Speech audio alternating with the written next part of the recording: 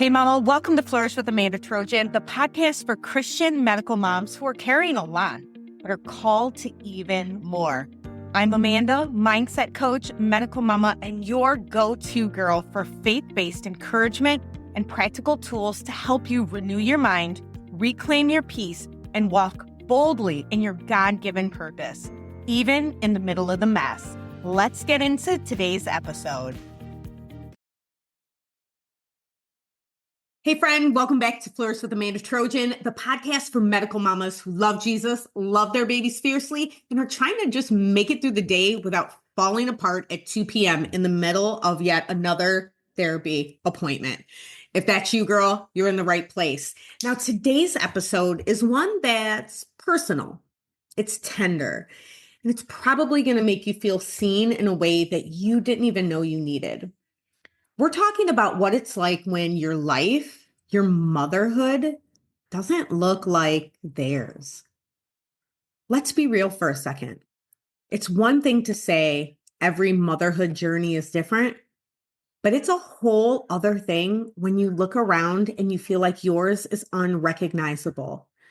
Other moms are planning zoo days and soccer signups. You're learning how to manage a G-tube and juggle 4 different specialists.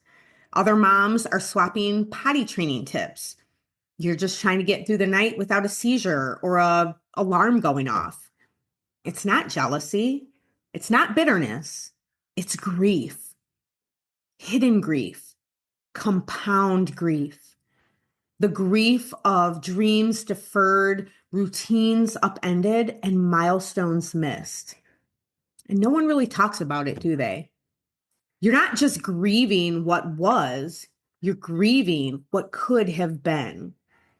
And you still show up every day with love in your heart and fire in your bones. But dang, it's heavy. And here's the thing that changed everything for me when it came to my outlook. It's the belief that my story is holy ground and that your story is holy ground. Even in the parts that you didn't ask for, right? Even in the pieces that feel like they're still being rewritten in real time. There is power in your story, mama, not just when it's wrapped up with some pretty bow, but right here and right now in the messy middle of the complexities of medical motherhood. And when you share your truth, when you are able to say, this is hard, this is not what I pictured, but here I am holding on to hope. You begin to give another mom permission to do the same.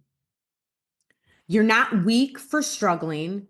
You're strong for staying. And you're not broken. You are becoming. And I want to talk about comparison for a minute because comparison is real sneaky.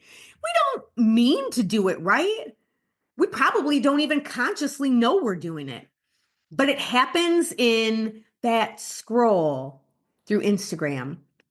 It happens at the drop-off with the other kids. It happens when you see another mom talking about her child's progress and you're celebrating a single bite of pureed applesauce. And I want you to hear this from the bottom of my heart because I wish somebody would have said this to me. You are not behind. You are not doing it wrong, mama. You are on your child's unique, sacred, God-ordained timeline. And we already know that the enemy wants to use comparison to steal your joy. But God, hear me here, God wants to use your story to anchor your peace. You don't need their timeline. You need your testimony. And here's the heart of it, okay? You can both honor your grief and celebrate your growth. They're not mutually exclusive of each other. The more we try to run away from our grief, the more it chases after us. My coach, Brad, always says, what you resist persists. And so we can take that moment and we can honor our grief and we can celebrate our growth. We can name what's hard and stay rooted in hope because your story is still unfolding. But sister, God is not done writing. He's not done writing your story. There is so much left that he has for you. And so today, I want to challenge you to own your voice in this narrative right here. Maybe that looks like journaling a prayer. Maybe it's telling your spouse or your best friend what you're feeling instead of stuffing it down. Maybe it's finally acknowledging that just because your story looks different, it doesn't mean that it's any less beautiful. And if this episode hit home for you, you know I got something for you. The Calm the Chaos Roadmap is my free gift for medical mamas who are stuck in survival mode, but are ready to take one small, minuscule step towards peace again. There's no fluff, there's no guilt. It's just peace, practical tools, and gentle support to help you breathe again. You can grab it at the link in the show notes or hit me up over on Instagram and just DM me the word roadmap and I'll send it your way. And listen, if this episode made you cry a little, I got teary-eyed, or it made you exhale deeper than you have in a while, would you share it with another medical mama in your world? Because we have to remind each other that our stories are worthy and that our lives, even though they're complex, even though they can be complicated, even though they can be challenging, our lives are not less than. And we have to remind each other, sister, our voice matters and we are not alone. Until next time, sis, breathe deep, stay anchored, and keep flourishing. I'll see you next week.